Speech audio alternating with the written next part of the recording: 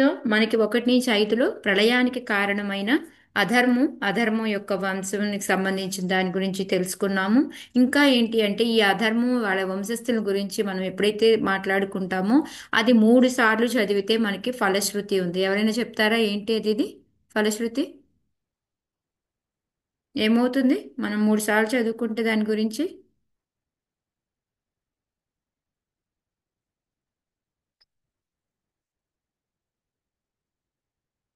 పుణ్యం ఆర్జిస్తారని ఉంది కదా మాకు.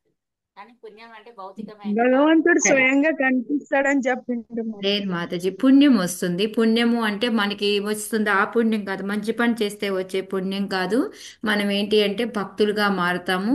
ఆత్మ యొక్క ఏవైతే మనకి పైన పొరలు కప్పబడి ఉన్నాయి, కామ క్రోధ లోభ మోహాలు, ఇవన్నీ కూడా మనకి శుద్ధి అవుతాయి. అంటే మాలిన్యం అన్నమాట. ఆ మలినాలన్నీ కూడా తొలగిపోతాయి. ఎందుకు అంటే అది నిజంగానే భగవంతుడు మనం చూడగలుగుతామా, భగవంతుడి ప్రేమ భక్తిలోకి వెళ్ళగలుగుతామా అంటే మనం ఎన్నిసార్లు విన్నాం కాబట్టి ఆ అధర్మం అయింది కానీ దానికి సంబంధించిన పని కానీ ఏదైనా వచ్చినప్పుడు ఒక రకంగా ఆలోచిస్తాం అనమాట. సో ఆ ఆలోచన ఏదైతే మనం ఒకసారి తగ్గుతామో అది అలా అలా మనల్ని భక్తి వైపుకి తీసుకెళ్తుంది అని చెప్పేసి మనకు చెప్తూ ఉన్నారనమాట. ఆ తర్వాత వచ్చేసి మనకి 6-16 శ్లోకాల్లో ఏంటి అంటే సురుచి ఎప్పుడైతే ధ్రువమహారాజు యొక్క స్టోరీ స్టార్ట్ అవుతుంది అందులో సునీతి సురుచి ఉంటారు. దాని గురించి మాట్లాడుకున్నాము. సురుచి ఎప్పుడైతే ధ్రువ మహారాజు వాళ్ళ నాన్న యొక్క ఒళ్ళో కూర్చోవాలి అని అనుకుంటాడో అప్పుడు ఆమె ఏంటంటే అపౌరుషంగా మాట్లాడుతుంది అనమాట. సో అక్కడ మనం అవేం మాట్లాడింది, నువ్వు మళ్ళీ భగవాన్ ఇది చాలా పెద్ద కోరిక, దాన్ని నువ్వు ఒకవేళ మీ నాన్న ఒళ్ళో కానీ సింహాసనంలో కూర్చోవాలంటే నువ్వు నా కడుపును పుట్టలేదు, ఇది అసలు వీలయ్యేదే కాదు. ఒకవేళ నీకు ఇది కావాలి అని అనుకున్నావు అంటే నువ్వు నారాయణుడి భక్తి తపస్సు చేసుకొని మళ్ళీ వచ్చి నా పొట్టలో పుట్టు అని ఆ విధంగా మాట్లాడిందన్నమాట. సో అవి అప్పుడు మనం నేర్చుకున్నాము ఎవరితోటి అపమౌర్యంగా మాట్లాడకూడదు అనేసి. సో చాలా మన పిల్లల ముందు ఎలా బిహేవ్ చేయాలి అని. సో ఇదంతా జరుగుతున్నప్పుడు కూడా తండ్రి ఏమీ మాట్లాడలేదన్నమాట. సో ఒక రాజు అనే అతను ఎలా ఉండాలి అని కూడా, ఒక లీడర్ అంటే ఎలా ఉండాలి అనేది కూడా మనము నేర్చుకున్నాం. సో వీటన్నిటిని వచ్చి అప్పుడు ధ్రువ మహారాజుకి ఏమవుతుంది, చాలా కోపం వస్తుంది. యాక్చువల్గా 13 శ్లోకాల వరకే ఆమె కోప్పడడం చేయడం చేస్తుంది అనమాట. తర్వాత 14-16 శ్లోకాల వరకు కూడా ఏంటి అంటే ధ్రువ మహారాజు చాలా కోపం వస్తుంది. తండ్రి మాట్లాడలేదు, ఆమె ఏమో పౌరుషంగా మాట్లాడింది అనేసి ఆ కోపంతో ఏడ్చుకుంటూ ఒక పాములాగా, ఎందుకు పాముతో పెట్టారు అంటే ఎప్పుడైనా మనం కనుక కాలు వేస్తే బుస్సుమని లేస్తుంది కదా, ఆ విధంగా అంతా ఒకిసి ఒకిసి ఆయన ఏడుస్తూ ఉన్నాడు అనమాట. ఏడ్చుకుంటూ తల్లి దగ్గరికి వెళ్తాడు. సో మళ్ళీ 17 నుంచి మనకి 23 శ్లోకాల వరకు కూడా ఏంటి అంటే తల్లి సునీతి ఏంటంటే చక్కగా అతన్ని ఆ ఏడుపు నుంచి లాలించి ఆ తర్వాత ఇంకా 3 విషయాలు, మెయిన్ విషయాలు చెప్తుంది. ఆయన అంటే భగవంతుడి వైపుకి మరలిస్తుంది అనమాట. ఏంటి ఆ 3 విషయాలు ఏం చెప్పిందామె? హరే కృష్ణ. వాళ్ళ తాతగారిని ఎక్స్ప్లెయిన్ చేస్తుంది మాతాజీ, అతను ఎలా చేశాడు అనేది ఒకటి. అవి ఎగ్జాంపుల్స్కి, బట్ యాక్చువల్గా 3 మెయిన్ విషయాలు చెప్తుంది. అంటే వాళ్ళ మీద కోపం మాట్లాడింది నిజమే. ఎస్, మనము ఇప్పుడు వాళ్ళ మీద ఒక రకంగా కోపంతో, కసితోటి, అసూయ ద్వేషాలతోటి వచ్చాడు కదా. సో ఎవరికీ కూడా అమంగళం కలిగించొద్దు నువ్వు అని చెప్పేసి చెప్పిందంటే శత్రుత్వాన్ని పెంచుకోకూడదు అనేసి ఒకటి ఫస్ట్ లెసన్ అన్నమాట.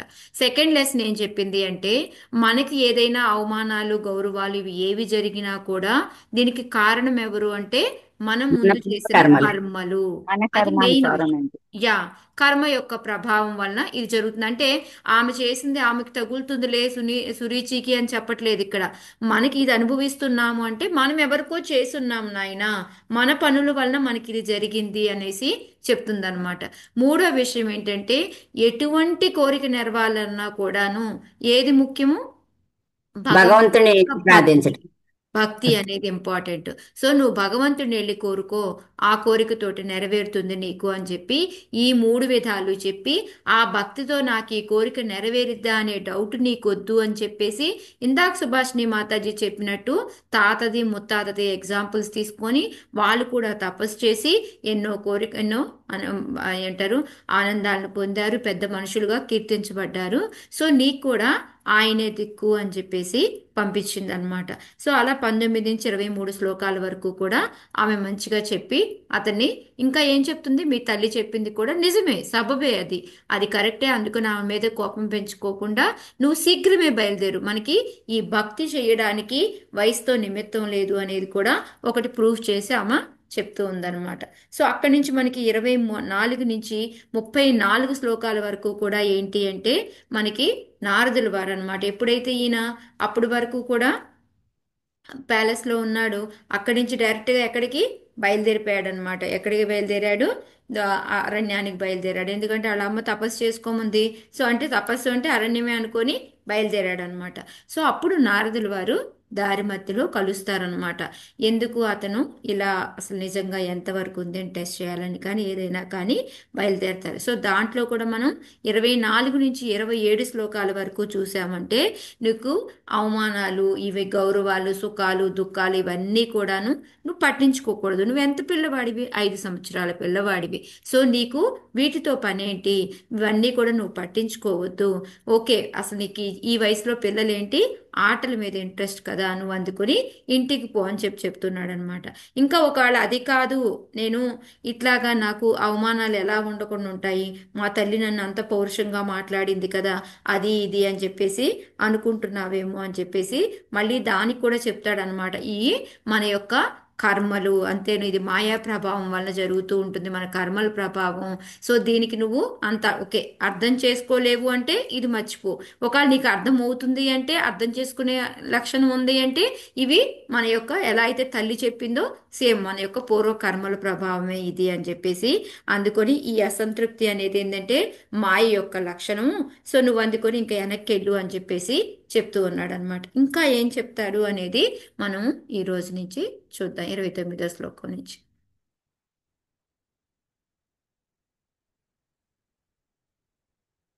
ఓకే. పరుత్తిష్యేత తస్తాత తావన్మాత్రేణ పూరుషః దైవోపసాదితం యావద్ వీక్షేశ్వర గతిం బుధః. చదువుతారా మాత జగన్?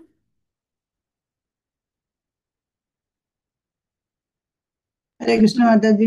చదవండి జయశ్రీమాత. హరే కృష్ణ మాతాజీ. పరిత్యజ్యతస్తత తావన్మాత్రేణ పూరుషః దైవోపసాదితం యావద్వీక్షేశ్వరగతిం బుధః. ఈశ్వరగతి పరమాద్భుతమైనది. బుద్ధిమంతుడైన వాడు దాన్ని అంగీకరించి దైవవశాత్తు ఏది లభించనో అనుకూలము గాని ప్రతికూలము గాని దానితో సంతృప్తి చెందవలను. Hare Krishna. Hare thank you. Krishna. So ఇక్కడేంటి, ఇందాకేం చెప్పాడు, ఆ మాయ వలన మనకి ఈ అసంతృప్తి అనేది వస్తుంది. ఈ యొక్క మన యొక్క పూర్వం ఏదైతే చేస్తున్నామో దాన్ని బట్టే ఈ మానాలు అవమానాలు అనేవి వస్తాయి అని చెప్పాడు అనమాట, చిన్నపిల్లోడు కాబట్టి.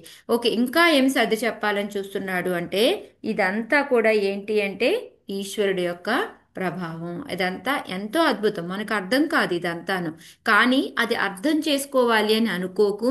ఎందుకు అంటే ఎవరైనా సరే, అది మంచైనా చెడైనా ఏది జరిగినా కూడా అది దైవం యొక్క ప్రభావం అనుకో, అంతే తప్ప నువ్వు అది ఒక మంచి జరిగితే నా వలన, చెడు జరిగితే దేవుడి వలన, ఇట్లా అని కాదు. ఏదైనా సరే ఒక బుద్ధిమంతుడి లక్షణం ఏంటి అంటే ఏది భగవంతుడు ఇచ్చినా దాని ప్రసాదం అనుకోవడమేనమాట.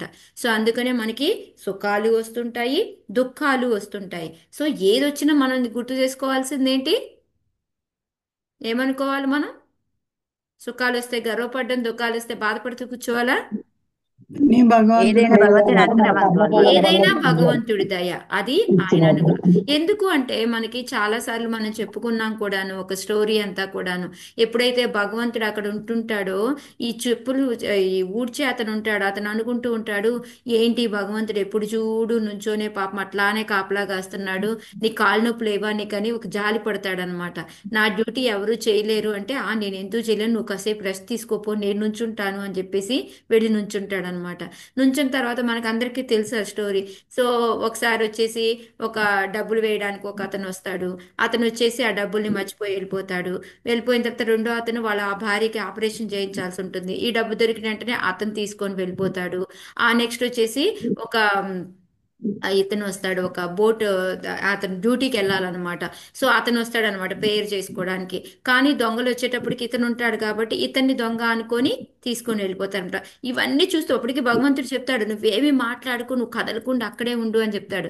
కానీ ఇతను ఏంటంటే ఒక్కడొక్కడు సహించలేకపోతుంటాడు. అయ్యో నువ్వు డబ్బులు మర్చిపోయావు అని ఎక్కడి నుంచి చెప్పబోతూ ఉంటాడు. సో తర్వాత అతను వచ్చి తీసుకెళ్తుంటే ఇది నీ డబ్బు కాదు, నువ్వు తీసుకెళ్ళకు అని చెప్తూ ఉంటాడు. ఆ తర్వాత మూడో ఇతను వస్తే ఇతను అరెస్ట్ చేస్తే ఇక ఆగలేకపోతాడు అనమాట. అతను దిగి వచ్చి లేదు లేదు, ఇదంతా ఇది ఇట్లా ఇట్లా జరిగింది అని మొత్తం చెప్తాడనమాట. మొత్తం చెప్తే అదంతా గసరా బిసరా అయిపోతుంది. సో తర్వాత భగవంతుడు వచ్చినాక నేనేం చెప్పాను, నువ్వెందుకు ఇలా చేసావు అంటే, నేను కరెక్టే చేసే కదా, ఉన్నదే కదా చేశాను అంటే, అక్కడ ఎవరైతే డబ్బుల్ని పెట్టుబడి పెట్టడానికి వెళ్ళబోతున్నాడో ఆ వ్యాపారం మంచిది కాదు. సో అతన్ని తప్పించడం కోసం భగవంతుడు ఆ పని చేశాడనమాట, మర్చిపోయేలాగా. రెండోది వచ్చేసి, ఎవరైతే ఆపరేషన్ అవసరమో తనకి దొరికితే ఆ ఆపరేషన్ జరుగుతుంది కాబట్టి అతనికి దొరికేలాగా చేశాడు. మూడో అతను ఎవరైతే ఉన్నాడో బోట్లో వెళ్ళబోతున్నాడో, అతను వెళ్తే ఏంటంటే ఆ ఆ, బోటు మునిగిపోతుంది అనమాట. అతన్ని కాపాడడం కోసం పోలీసులు వచ్చి ఇతను దొంగతనంగా ఇతన్ని శిక్షించేలాగా చేశాడు అనమాట.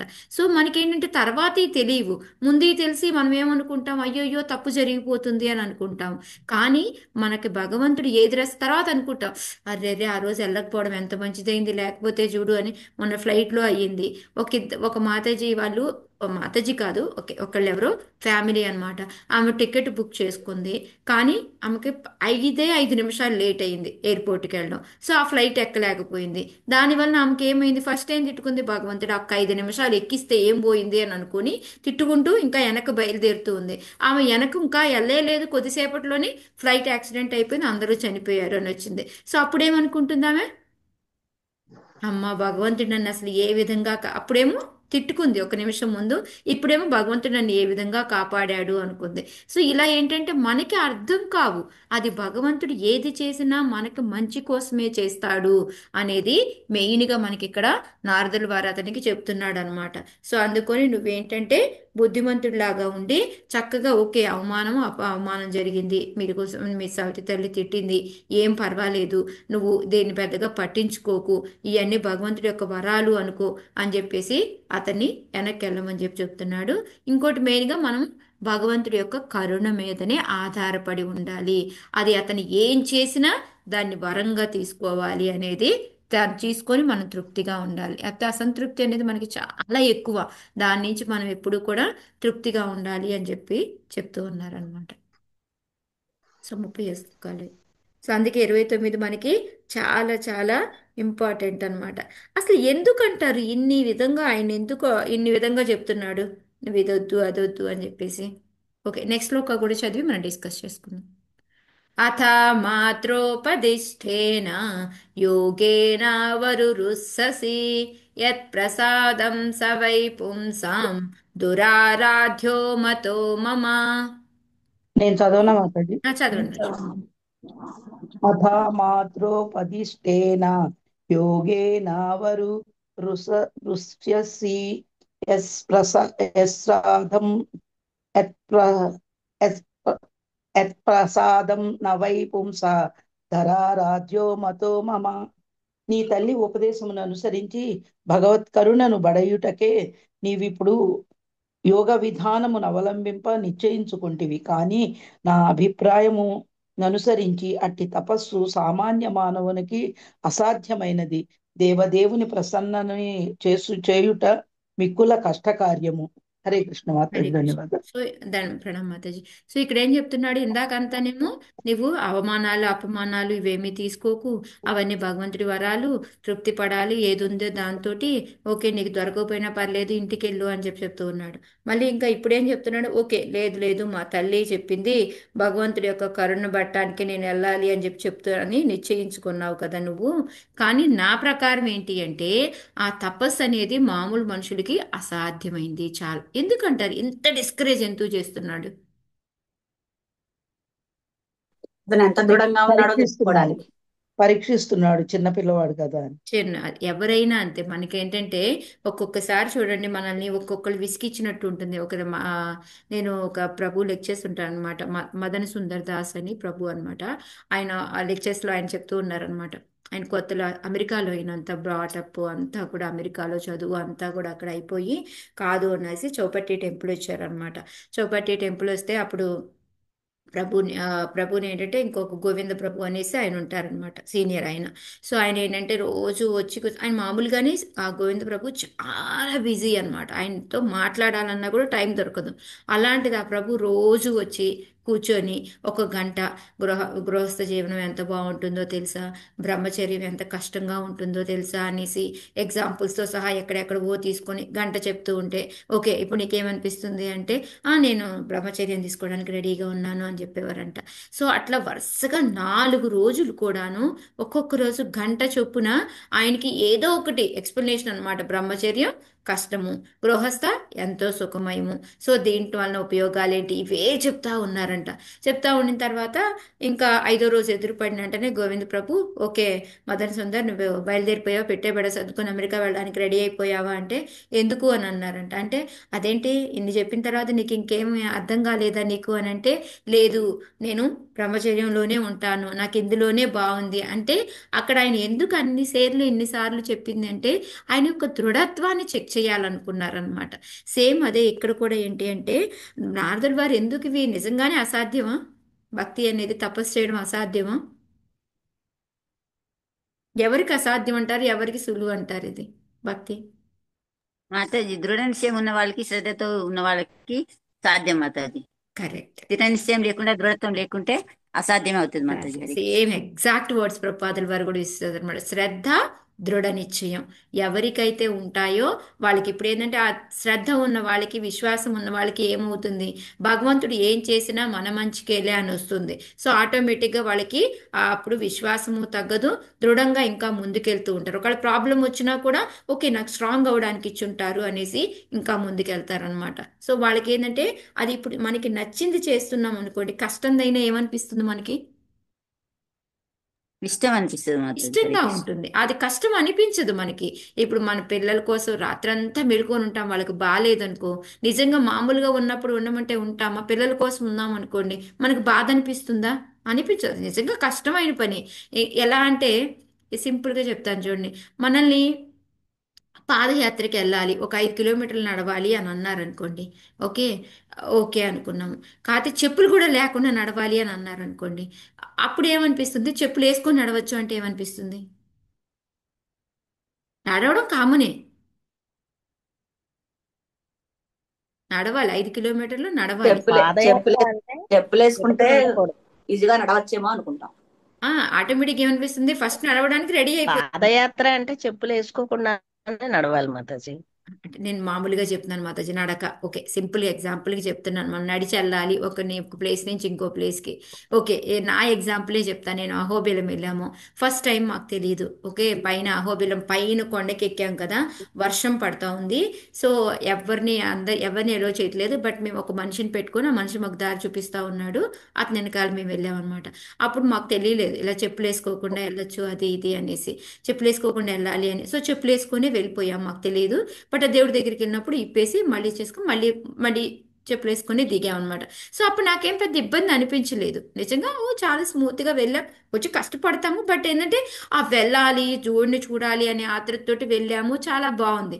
అదే మళ్ళీ సెకండ్ టైం మేము వెళ్ళినప్పుడు ఫస్ట్ జ్వాలా నరసింహ దగ్గరే ఒక ఒక పంతులు గారు ఉన్నారనమాట. ఆ పంతులు గారు చెప్తూ ఉన్నారు, ఆ రోజు ఎందుకు చెప్పారో నాకు తెలియదు. ఆయన అన్నారు, ఏమ్మా మీరు ఇస్కాన్ వాళ్ళు ఇంత చేస్తారు కానీ ఆ చెప్పులు వేసుకొని నడుస్తారేంటమ్మా దేవుడి దగ్గరికి, ఆ చెప్పులు లేకుండా వెళ్ళొచ్చు కదమ్మా, అలా కొండ మీదకి అలా వెళ్ళొచ్చు అమ్మా, అది దేవుడు కొండ కదా అన్నారు. ఓ అయ్యో చెప్పులు వేసుకొని ఎక్కేసాం, ఈసారి ఆ చెప్పులు లేకుండా ఎక్కిన రోజు దేవుడు కనిపించాడంటే కనిపించాడు. అవును.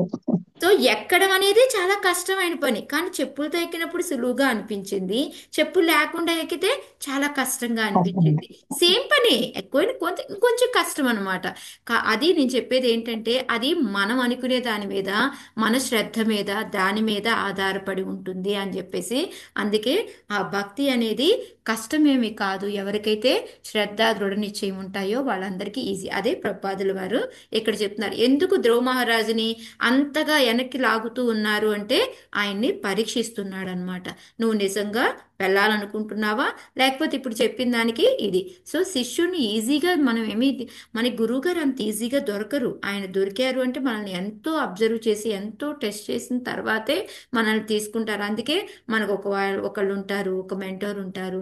ఆ మెంటోర్ మనం చేసేవన్నీ కూడా చెప్తారు. ఓ వీళ్ళు ఎలిజిబుల్ అనుకున్న తర్వాత కూడా మళ్ళీ 6 నెలలు టెస్ట్ చేస్తారు మనల్ని. ఆ తర్వాతే మనకి దీక్షను, ఎందుకంటే దీక్ష తీసుకున్నాక వెంటనే ఇదేదో ఏముందిలో దీక్ష వచ్చేసింది అని మళ్ళీ వెనక్కి వచ్చే వాళ్ళు కూడా చాలా మంది ఉంటారు. అందుకని గురువులు మనల్ని పరీక్షిస్తూ ఉంటారు. సో అది అన్నమాట ఇక్కడ. ఓకే, మెయిన్ ఆ 2 పాయింట్లు. ఎందుకు ఆయన డిస్కరేజ్ చేస్తున్నాడు, ఇంకోటి నిజంగా కష్టమా అంటే కష్టం కాదు. ఈ 2 పాయింట్లు. మునయః పదవీం యస్య నిస్సంగేనోరుజన్మభిః న విదుర్మృగయంతోపి తీవ్రయోగా సమాధినా. హరే కృష్ణ హరే మాతాజీ. కృష్ణ చదవండి మాతాజీ, కృష్ణ. చదువుతాను. యా కృష్ణ. హరే కృష్ణ.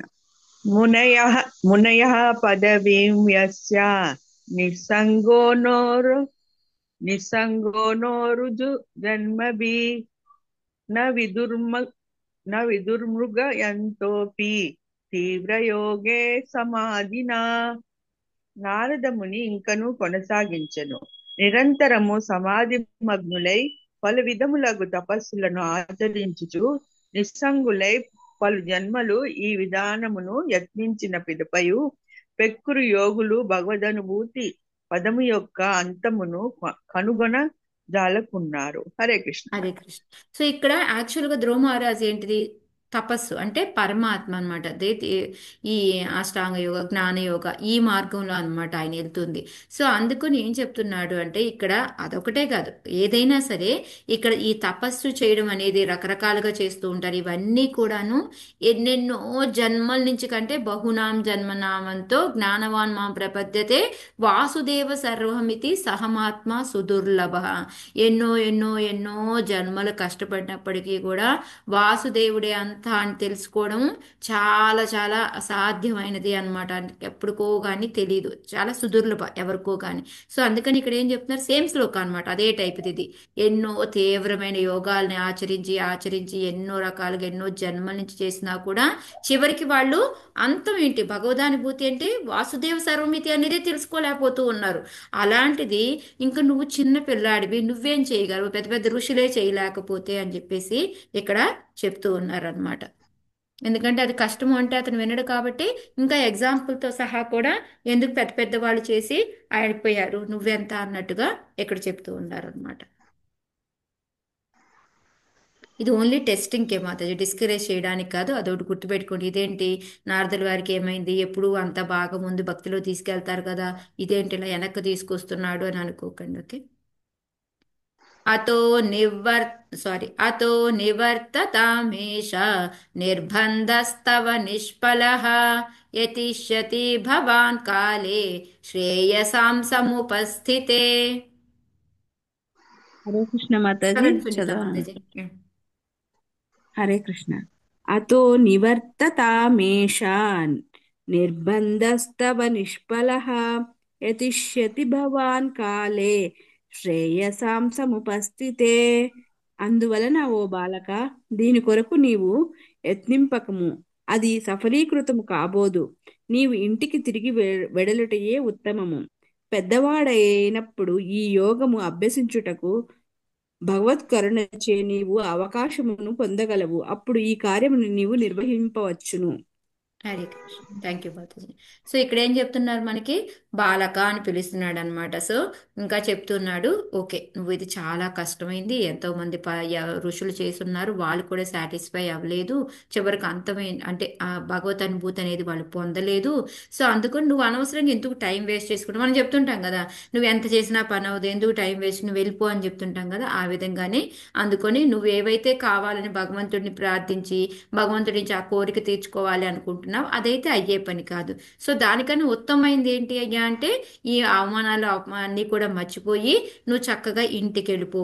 ఓకే, నువ్వు ఒక ఇంటికి ఆ సురుచి వాళ్ళ ఇంటికి వెళ్ళలేను అంటావా, నువ్వు మానేసి మీ అమ్మ దగ్గరికి వెళ్ళిపో, సునీతి దగ్గరికి వెళ్ళి మీ అమ్మ దగ్గరే ఉండు చక్కగాను అని చెప్పేసి చెప్తూ ఉన్నాడు అనమాట. ఓకే, కాదు కాదు నేను వెళ్ళాల్సిందే అని అంటావా, నీకు ఓకే ఓ పంచే మీ అమ్మ దగ్గరే ఉండి కొన్ని రోజులు పెద్ద అయిన తర్వాత చక్కగా అప్పుడు నువ్వు వెనక్కి రా, అప్పుడు వచ్చి అప్పుడు అభ్యాసం చేద్దు, అప్పుడు నీకు భగవంతుడి యొక్క కరుణ దొరుకుతుంది, కొంచెం పెద్దవాడివి కూడా అవుతావు, అప్పుడు నువ్వు నీ యొక్క తపస్సు ఏదైతే అనుకుంటున్నావో నువ్వు అనుకున్న పని నువ్వు చేద్దువు అని చెప్పి చెప్తున్నాడు అనమాట. సో ఇక్కడ ఏం చెప్తున్నాడు మెయిన్గా మనకి ఇప్పుడు ఒక చాలా మంది ఆర్టికల్ కూడా రాస్తారు. అంటే బాల్యం అంటే ఏంటి అంటే ఆడుకోవడానికి, ఆ? యంగ్ వయసు యుక్త వయసు వచ్చింది అంటే ఏంటి, ఆనందించడానికి. ఓకే, లైఫ్ ఏదైతే చిన్న మన చివరి ఓల్డ్ ఏజ్ ముసలితనం ఎప్పుడు వచ్చింది అంటే అప్పుడు భక్తి చేసుకోవడానికి అని చెప్పి చెప్తుంటారు అనమాట. సో ఇప్పుడు నిజంగా చూడండి, మనము ఆ, ఎప్పుడైతే మనము ఆ, పిల్లల్లాగా ఉంటాము, బాల్య స్టేజ్లో ఉంటాము, అప్పుడు మన దగ్గర ఈ మనకి మెయిన్గా కావాల్సిన ఏంటి, మూడు కావాలి మనకి. ఏం కావాలంటారు, ఈ ఎంజాయ్ చేయాలి అన్నా, భక్తి చేయాలి అన్నా ఏం కావాలి? పట్టుదల కావాలి, శ్రద్ధ పట్టుదల. శ్రద్ధ, పట్టుదల, ఇంకా ఓపిక Mataji. Time. Yes Mataji, time ఉండాలి, హెల్త్ ఉండాలి, ఆరోగ్యం బాగుండాలి, వెల్త్ ఉండాలి, డబ్బు ఉండాలి. అవునా కాదా? అవునా? టైం ఉండాలా మన దగ్గర? ఇప్పుడు చదువుల్లో పడిపోతూ ఉంటారు బాల్యంలో, వాళ్ళ దగ్గర టైం. ఓకే, అంటే నేను మామూలు ఎగ్జాంపుల్ చెప్తున్నాను. టైము, హెల్త్, వెల్త్ అంటే మన దగ్గర సమయం ఉండాలి, ఆరోగ్యం ఉండాలి, డబ్బు ఉండాలి. ఈ మూడు ఉంటేనే మనం ఏదైనా చేయగలుగుతాం అనమాట. ఓకే, మనము బాల్యంలో ఉన్నాం అనుకోండి, మన దగ్గర టైము ఉంటుంది ప్లస్ ఆరోగ్యము ఉంటుంది, కానీ ఏముండదు మన దగ్గర అప్పుడు, డబ్బు డబ్బు ఉండదు. ఓకే, డబ్బు ఉండదు. మరి యంగేజ్ వచ్చింది అనుకోండి, అప్పుడు మన దగ్గర ఏముంటుంది, ఆరోగ్యం ఉంటుంది, ఆరోగ్యం టైం ఉంటుంది, డబ్బు ఉంటుంది. సమయం ఏం- ఉండదు. సమయం ఉండదు. టైం ఉండదు. సమయం, ఎందుకంటే పరిగెడుతూనే ఉంటాం సమయం కదా, ఉండదు. డబ్బు సంపాదనలో పరిగెడుతూనే ఉంటాం కాబట్టి సమయం ఉండదు. నెక్స్ట్ ఎప్పుడైతే ముసలి వాళ్ళం అవుతామో అప్పుడు ఏముంటుంది మన దగ్గర, ఆరోగ్యం టైం ఉండదు, టైం డబ్బు ఉంటుంది టైం కానీ ఆరోగ్యం ఉంటుంది, ఉండదు. డబ్బు ఉంటుంది, టైం డబ్బు ఉంటుంది. సంపాదించి పెడతావు, ఆరోగ్యం ఉండదు. సో దీన్ని బట్టి ఏం అర్థమైంది మనకి, ఎప్పుడు ఏదో ఒకటి ఉండదు, ఏదో లోపమే. ఒకటి ఉండదు. ఎందుకంటే మనది దానికి రచించింది కాదు. బాల్యం అంటే ఆడుకోవడానికని, యుక్త వయసు అంటే ఆనందించడానికని, ముసలి వయసు అంటే భక్తి అని దీనికి అనువదించింది కానే కాదు అనేది మనకి తెలుస్తుందన్నమాట. మనం ఏంటంటే ఎప్పుడు భగవంతుడి కార్యంలో ఉండాలి, భక్తిలో ఉండాలి. కాబట్టి అందుకని మనకి ఏదో ఒక టైంలో ఏదో ఒకటి తక్కువ. మీరు అనొచ్చు, మాతాజీ బాల్యంలో డబ్బులు మనం ఉన్నాళ్ళు ఇంట్లో పుట్టాం అనుకో, డబ్బులకి లోకువేంటి అని. కానీ మనకు కావాల్సిన చేసుకోవడానికి డబ్బులు ఇస్తారా తల్లిదండ్రులు అప్పుడు? ఎవరు మాత్రది ఇవ్వరు కదా. వాళ్ళ అది మీద ఆధారపడి ఉంటాం కదా. అంతే, వాళ్ళ మీద ఆధారపడి ఉంటాం. వాళ్ళు ఇచ్చిన ఏ పాకెట్ మనీయో దాన్ని తీసుకొని వాడుకోవాలి. కాకపోతే మనం ఉన్న చిన్న ఫ్యామిలీస్ కన్నా వాళ్ళకి ఎక్కువ ఇస్తారు, అంతేగాని అప్పుడు వాళ్ళ కోరికలు దానికి తగ్గట్టే ఎక్కువ ఉంటాయి కదా ఆడుకోవడానికి. మనం చిన్న అవును. మామూలు అండ్ ఆ సైకిల్ టైంలో కొనుక్కుంటే వాళ్ళు పెద్ద సైకిల్ ఏవో మంచి ఏమంటారు, ఆ, ఉంటాయి కదా మంచి మంచి కంపెనీస్ అట్లాంటివి కొనుక్కుంటూ ఉంటారు. సో దాని తగ్గట్టు వాళ్ళకి మారిపోతూ ఉంటాయి అన్నమాట. సేమ్ అది ఇక్కడ. అందుకే ప్రపాదుల వారు దీనికి పర్పోర్ట్లో రాశారనమాట. మనం ఏంటంటే మనం ఎప్పుడు కూడా శిక్షణ ఎలా ఉండాలి అంటే మనం ఆధ్యాత్మికంగా పూర్ణత్వం సాధించే దానికి ఉండాలి. కానీ ఈ మూడు ఏదైతే మనం అనుకున్నామో, ఆనందించడము, ఆడుకోవడము, భక్తి అని ఇలా రకరకాలుగా ఏమీ ఉండదు. మన జీవితం ఏంటంటే ఎప్పుడూ కూడా ఈ భగవంతుడితోటి అంటే ఆధ్యాత్మికంగా ముందుకు వెళ్ళడానికే మనం చేసుకోవాలన్నమాట. సో అందుకని మనకి లైఫ్లో ఈ 4 రకాలుగా డివిజన్పబడింది. మనకి బ్రహ్మచారి, గృహస్థ, వానప్రస్థ, సన్యాసం. ఇదికి దానికి ఏంటంటే మనం ఈ గురువు దగ్గరికి వెళ్ళి 25 సంవత్సరాలు చదువు నేర్చుకోవడము, భక్తి ఎలా చేయాలి అనేది నేర్చుకోవడము, గృహస్థుడిగా ఏం విధులు నిర్వహించాలి అనేది అవన్నీ కూడా ఆ 25 సంవత్సరాల్లో నేర్చుకొని వచ్చి దాన్ని మనం పాలిస్తాం అనమాట. సో ఈ విధంగా మనం భక్తియుత సేవతోనే ఉండాలి.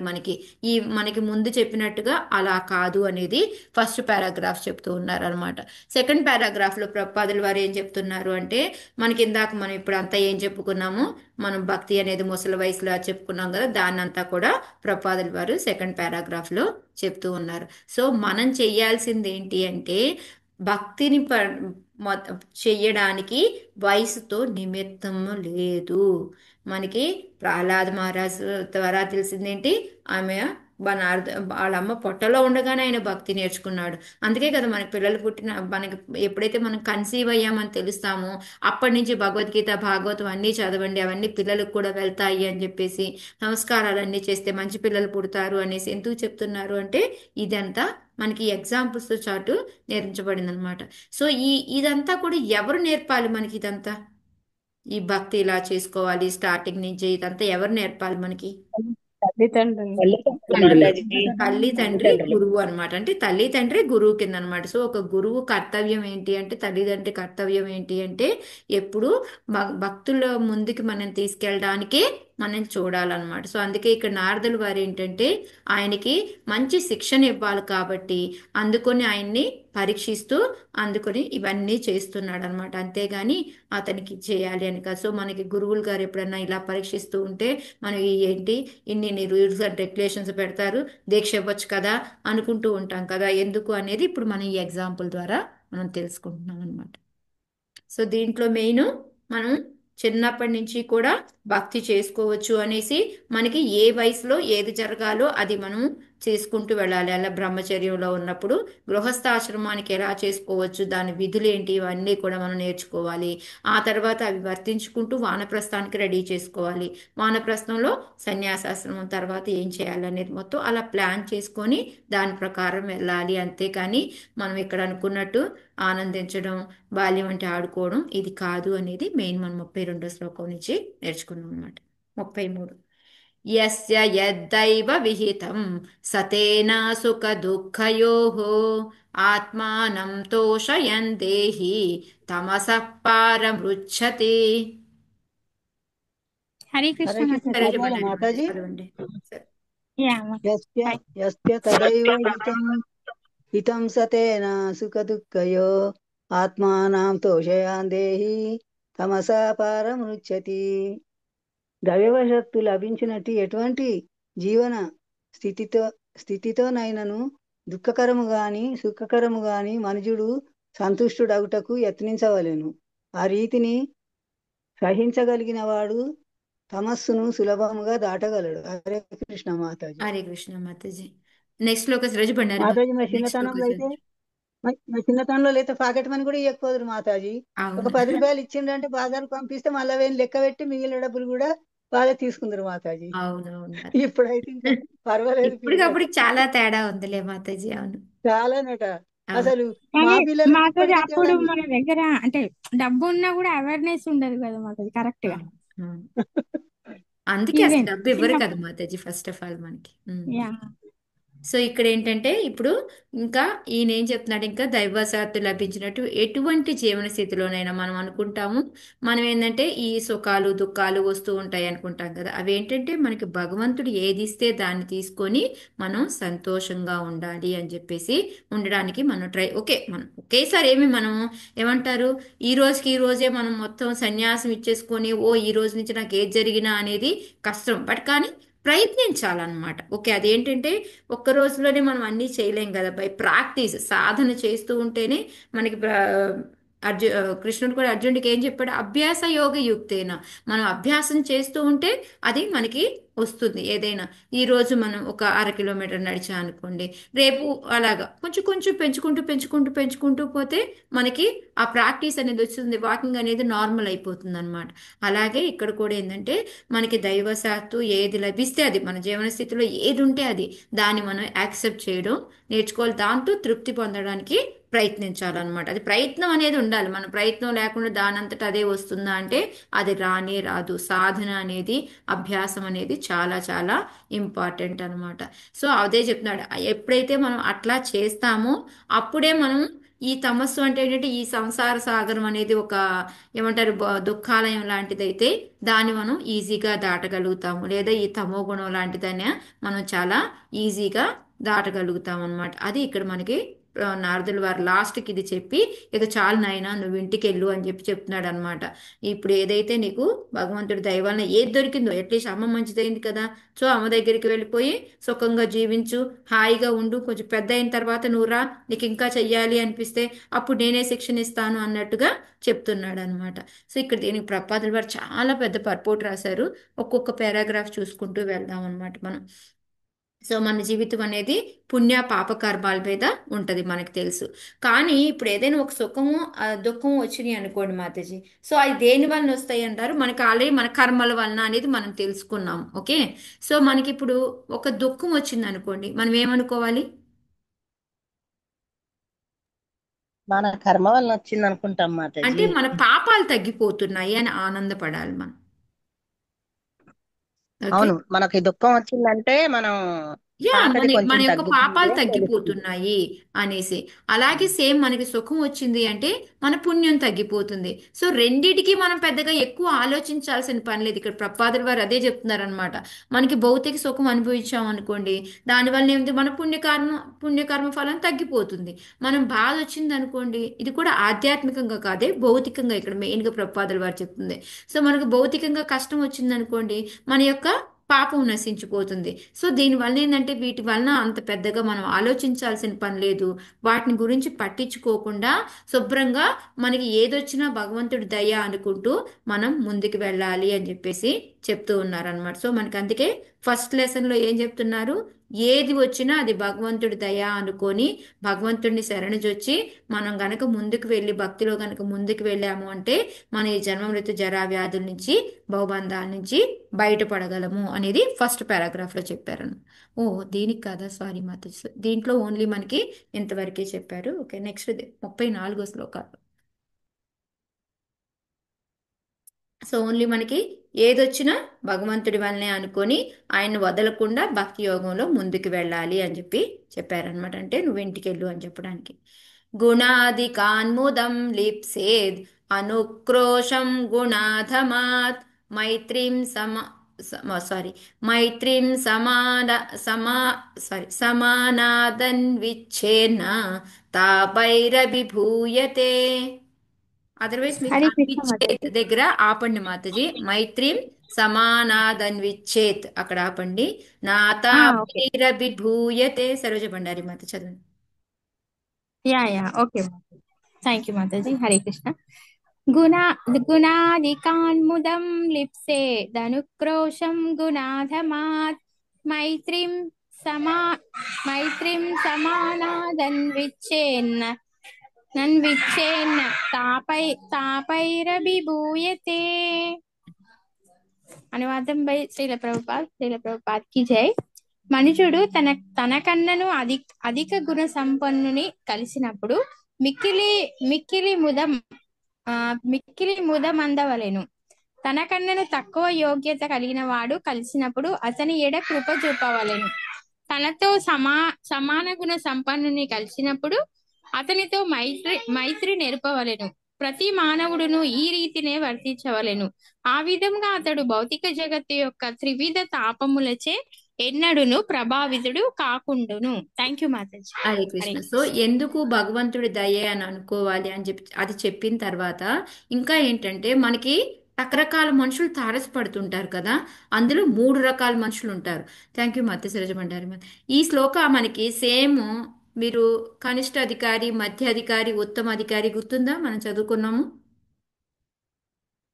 యాక్చువల్ 11th క్యాంటోలో మళ్ళీ సేమ్ శ్లోకం మనకి అంటే ఇలాగే ఉండదు, కొంచెము మధ్యమాధికారి యొక్క లక్షణాలు ఎలా ఉంటాయి అంటే ఎగ్జాక్ట్గా ఇవే చెప్తారనమాట. మామూలుగా చూడండి మనకి 3 రకాల మనుషులు అవసరపడతారు. ఒకళ్ళు మనతో సమానంగా ఉన్నవాళ్ళు, ఒకళ్ళు మనకన్నా ఎక్కువగా ఉండేవాళ్ళు, ఒకళ్ళు మనకన్నా తక్కువగా ఉండేవాళ్ళు. ఇంతే కదా, ఈ 3 రకాల మనుషులే కదా. మనం ఎవరితోనే కంపేర్ చేసుకోండి, నాలాగా పైన నాకన్నా కింద, ఇంతే కదా, ఈ 3 రకాలే ఉంటారు. సో మనకన్నా పైన ఉన్న వాళ్ళు ఉన్నారనుకోండి, అప్పుడు మనకి ఎలా ఉంటుంది? అసూయ వచ్చేస్తుంది మాతాజీ. అసూయ, వాళ్ళని చూసిన వెంటనే అసూయ, ద్వేషాలు వస్తాయి. అవి కాకుండా ఇక్కడ నారదుల వారు ఏం చెప్తున్నారు అంటే, అలాంటి వాళ్ళు వచ్చారనుకోండి ఆనందపడాలి మనం. ఎందుకు ఆనందపడాలి అంటే వాళ్ళ నుంచి మనం ఏదైనా నేర్చుకోవచ్చు. మనం ఇందాక చూసారు సురీచి మాట్లాడిన మాటలన్నిటి నుంచి మనం ఎన్ని లెసన్స్ నేర్చుకున్నాము, సునీతి మాట్లాడిన నుంచి ఎన్ని లెసన్స్ నేర్చుకున్నాము. అట్లాగే ఏంటంటే ప్రతి దాని నుంచి కూడా మనం ఏదో ఒకటి నేర్చుకోవచ్చు. సో అలా పెద్దవాళ్ళు ఎవరైనా మనకన్నా పెద్దవాళ్ళు దొరికినప్పుడు ఏంటంటే మనం ఆనందపడాలి. ఇంకా ఏంటంటే అమ్మయ్య వాళ్ళకి సేవ చేసుకోవడము, వాళ్ళ దగ్గర నుంచి మనము నేర్చుకోవడము. ఇంకా ఓకే ఎలా చేస్తే బాగుంటుంది. ఇప్పుడు మన రేవతి గోపి ప్రతిదానికి ఎందుకు రేవతి గోపి మాతాజీ కాల్ చేస్తాం మనం? ఎందుకంటే మాతాజీ మనకి ఐడియాస్ ఇస్తారు. ఆవిడ ఆల్రెడీ ఎక్స్పీరియన్స్ కాబట్టి ఆవిడ మనకి ఐడియాస్ ఇస్తారు కాబట్టి దాంతో మనం చేసుకుంటే బాగుంటుంది. సో దానికి ఆనందపడాలి. ఎప్పుడు చూడు అందరూ రేవతి గోపి మాతాజీ దగ్గరికి వెళ్తారు, నన్ను ఒక్కళ్ళు కూడా అడగరు, మాతాజీకి ఎందుకు అంత ప్రాముఖ్యత వస్తుంది అని అసూయ ద్వేషం అనేది నేను పెంచుకుంటే ఉపయోగం ఏమన్నా ఉందా? దాంట్లో నేనే లేదు. ఇంకా నేను కూడా మాతాజీ దగ్గర నుంచి ఏం నేర్చుకోవచ్చు, మాతాజీ ఇది విన్నాను ఇలా ఉంది, ఇది కరెక్టా, ఇంకా ఎట్లా చెప్పచ్చు, ఇట్లా అనుకుంటే ఇంకా నేను ఎక్కువ ఎక్కువ మాతాజీ దగ్గర నుంచి నేర్చుకుంటాను అనమాట. సో అందుకని నువ్వు ఇప్పుడు సురీచి మీద కోప్పడి ఉపయోగం లేదు, నువ్వు ఇంటికి వెళ్ళు అని చెప్పి చెప్తున్నాడు అనమాట. రెండోది ఇంకా మన మనకన్నా తక్కువ వాళ్ళు, మనకన్నా తక్కువ వాళ్ళు వస్తే ఏం చేస్తాం మనం? వాళ్ళని హేళన చేస్తాం, చులకన చేస్తాం మాతాజీ, చులకన చులకన చేసి చేస్తాం. హేళనగా మాట్లాడతాము, వాళ్ళకి బాధ కలిగించేలాగా చేస్తాము. కానీ ఇక్కడ ఏం చేయమంటున్నారు అంటే వాళ్ళ మీద దయ చూపించమంటున్నారు. దయ చూపించి వాళ్ళకి ఓకే నువ్వు ఇంకా ఇందులో ఉన్నావా, ఇట్లా కాదు ఇలా చేసుకో అని ఇంకా కొంచెం పైకి రావడానికి మనం చేయూతనివ్వాలన్నమాట. వాళ్ళకి చేతిని అందించాలి. సో అందుకని వాళ్ళ మీద ఏంటంటే కృప చూపించాలన్నమాట. ఎవరైతే అధికంగా ఉన్నాలో వాళ్ళని చూస్తే ఆనందపడి వాళ్ళ దగ్గర వాళ్ళకి సేవ చేసి నేర్చుకోవాలి మనము. తక్కువగా ఉన్న వాళ్ళకి దయ చూపించి వాళ్ళకి చేయూతనిచ్చి పైకి తీసుకురావాలన్నమాట. అలా కాకుండా సేమ్ మనలాగే ఉన్న వాళ్ళు ఎవరైనా మనకు కనిపించారనుకోండి, వాళ్ళతోటి ఏంటంటే మనం మైత్రీ భావం అనమాట, ఫ్రెండ్షిప్ ఏర్పరచుకోవాలి. అలా కాకుండా వీళ్ళు ఇంకా నాకన్నా ఎక్కువ రౌండ్లు చేస్తున్నారు, ఇంకా ముందుకు వెళ్ళిపోతారేమో, నాతో పాటు సమవుజ్జిగా ఉండేవాళ్ళు అలా ఎలా పైకి వెళ్ళిపోతారు, ఇలాంటి ఈర్ష్యా ద్వేషాలు రాకుండా మనం వాళ్ళతో ఫ్రెండ్స్గా ఉండి ఇంకా మనం వాళ్ళని ప్రేమించాలన్నమాట. ఇంకా ఇంకా ఎక్కువగా మనం ప్రేమని పంచుకోవాలన్నమాట వాళ్ళతోటి. సో ఈ విధంగా ఈ మూడు చెప్తూ మనకు ప్రతి ఒక్కళ్ళు కూడా ఈ విధంగా కనుక వర్తించాము అనుకోండి, అప్పుడు నిజంగానే మనకేంటి ఈ త్రివిధాల నుంచి మనకి ఎటువంటి బాధ అనేది ఉండదు. ఎందుకంటే మనకి ఈ త్రివిధాలు అంటే ఏంటి? త్రివిధ తాపాలు ఆధ్యాత్మికం, ఆది భౌతికం, ఆది దైవికం. కరెక్ట్. ఈ మూడిటి నుంచి అదే మనకి అనేక రకాల ప్రాబ్లమ్స్ వస్తూ ఉంటాయి భౌతిక జగత్తులో. కానీ వీటన్నిటి నుంచి మనము ప్రభావితం కామన్నమాట. ఎందుకు అంటే మనం ఆల్రెడీ జ్ఞానం నేర్చుకున్నాము. సో పెద్దవాళ్ళు మనకి చెప్తారు, వాళ్ళ దగ్గరికి వెళ్ళి ఇలా వచ్చింది ఏం చేయంటే వాళ్ళు ఐడియా ఇస్తారు. సో ఆటోమేటిక్గా మనకి అది తాపాన్ని కలిగించదు అనమాట. అలాగే ఎవరిని కలిసినా మనం ఇది చేస్తాం కాబట్టి ఆటోమేటిక్గా మనకి ఎటువంటి ప్రాబ్లము ఉండదు అనేసి. సో ఇందులో కూడా ప్రపాదులు వారు ఈ 5 రకాల పాయింట్స్ చెప్పారనమాట. సో ఫస్ట్ ఏంటంటే ఇక్కడ ప్రపాదులు వారు చెప్పిన ప్రతి ఈ పారాగ్రాఫ్లో ప్రతి ఒక్క సెంటెన్స్ ఇంపార్టెంటే. సో అందుకే మనం చదువుకుంటూ వెళ్దాం. మనం ఇందాక చెప్పుకున్నట్టే ఎవరైతే మనకన్నా ఎక్కువ ఉంటారో మనం అసూయ చెందుతాము, తక్కువగా ఉన్న వాళ్ళని హేళన చేస్తాము, సమానంగా ఉన్న వాళ్ళని చూస్తే గర్విస్తాము అనమాట. సో ఇవి కాకుండా అసలు ఈ భౌతిక తాపాలకి కారణం ఏంటి అంటే ఇవి అవన్నీ ఇలా చేయడం మూలంగా. ఇలా కాకుండా మనం చక్కగా ఏం చేయాలి? మనం భక్తుడిలాగా నడుచుకోవాలన్నమాట. అసూయ చెందకుండా అతనితోటి ఆనందంగా ఉండడము. నెక్స్ట్ వచ్చేసి మనకన్నా తక్కువ యోగ్యత ఉన్న వాళ్ళని పీడించడం మానేసి వాళ్ళని ఉద్ధరించడానికి కృప చూపించడము.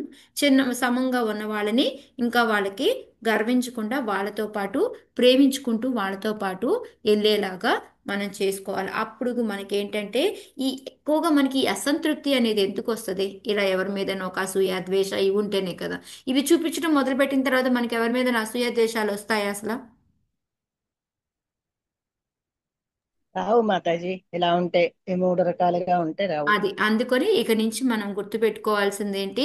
మనం ఎప్పుడైతే భగవంతుడిని మర్చిపోయాం ఇక్కడ అది అంతేగాక శ్రీకృష్ణుని మరిచిన కారణంన దుఃఖాక్రాంతులైన జనసామాన్యం పట్లను మనుజుడు కృప చూపవలెను. ఎందుకు చెప్తున్నారు అంటే ఇది మనం ఓన్లీ మనం గుణ సంపర్కంగా చెప్పుకుంటున్నాము. ఒక డబ్బుగా చూసుకున్నా ఏ విధంగా చూసుకున్నా అలా కాకుండా అసలు మనకన్నా అధికులైన వాళ్ళైనా గుణంలో కొంచెం పెద్దగా ఉన్న వాళ్ళైనా భక్తులు కాలేదనుకోండి, వాళ్ళకి మళ్ళీ మనం ఏం చేయాలి? హెల్ప్ చేయాలి, సహాయం అంటే చేయాలి మాతాజీ. చెయ్యాలి. ఓకే ఇప్పుడు నాకు తెలిసింది. అమ్మో ఇప్పుడు మనకి ఈ జయలక్ష్మి మాతాజీ, కనకవల్లి మాతాజీ, సన్యాసం మాతాజీ వీళ్ళు చాలా పెద్దవాళ్ళు. నేనేంటి చెప్పేది వీళ్ళకి, నాకు అర్హత ఉందా మాతాజీ? ఇలా కాకుండా నాకు తెలిసిన దాన్ని మీకు అర్థమయ్యేలాగా చెప్పగలగాలన్నమాట. అక్కడ మనకి వయసుతో సంబంధం లేదు, అధికులమా తక్కువ అనేది లేదనమాట. ఎవరైతే భగవంతుణ్ణి మర్చిపోయి ఉన్నారో, దుఃఖాల్లో పడి తిరుగుతూ ఉన్నారో, సుఖ దుఃఖాలు ఏదైనా సరే వాళ్ళని కూడా మనం కృప చూపించి వాళ్ళకి చెయ్యాలి. అందుకే ఎప్పుడు కూడా మనకి భగవద్గీతలో కూడా భగవంతుడు ఏం చెప్తాడు, నా దాని గురించి ఎవరైతే ప్రచారం చేస్తారో వాళ్ళంటే నాకు చాలా ఇష్టం అని చెప్తారు. ఎంత నాకు డియర్ టు డియర్ ఎవరు అంటే, నాకు చాలా చాలా దగ్గర వాళ్ళు ఎవరు అంటే నా గురించి ఎవరైతే ప్రచారం చేస్తారో అని. సో అందుకని ఏంటంటే అలాంటి పనులు మనం చేయాలి అని ఇక్కడ ప్రపాదుల వారు కూడా అదే చెప్తున్నారు అనమాట. సో ఇది చాలా ఇంపార్టెంట్ మాతాజీ. సో మనం పెద్దవాళ్ళు మనకన్నా అధికమైన వాళ్ళని చూస్తే ఏం చేయాలి?